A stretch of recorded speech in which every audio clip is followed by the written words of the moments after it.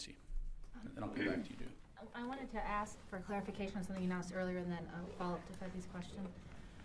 What specifically has the U.S. sent to Egypt, and approximately how much is it worth? In terms of the humanitarian aid? Has the U.S. sent? Sure. So as I understand it, and again, USAID can provide you much more detail, it includes medical supplies to support the health system in Gaza. It includes ready-to-use foods for displaced populations. It includes clothing for since winter is upon us. And so that's essentially what's being provided at this point. Do you have the approximate value of it? I do not. And do you have a sense of when it could arrive in Gaza?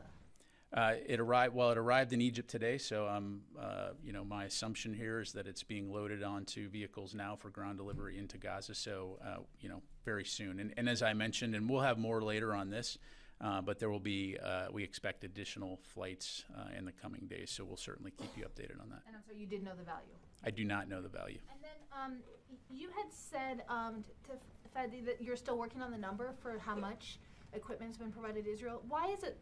Can you give us a sense of why it's taken so long to get that approximate estimate? I mean, with other conflicts, most notably Ukraine, that has been a number that's been available on a real-time basis. Why is this different? Yeah, thanks. So again, we're working to get those numbers in terms of what we can provide.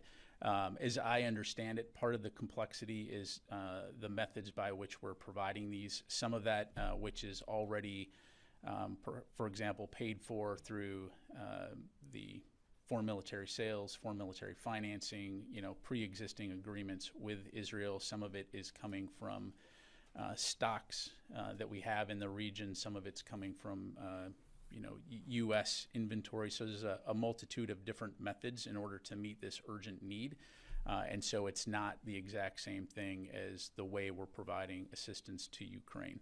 So this goes into the how do you provide an accurate figure that accurately reflects what we're providing in terms of our funding versus what Israel has funded and we're expediting and those kinds of things. And then lastly, you were asked about comments that were made over the weekend by the U.S. that it expects or hopes that any operations in the South would be at a different tempo than they were in the North.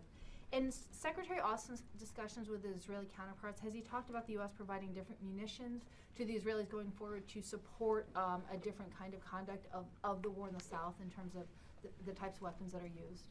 Yeah, so I won't get into the specifics other than to say in their conversations, they're certainly discussing what Israel's needs are, again, within the broader context of what it is they're trying to achieve against Hamas, while at the same time ensuring that they're taking civilian casualties and civilian safety into account. I'll just leave it at that. Thank you very much.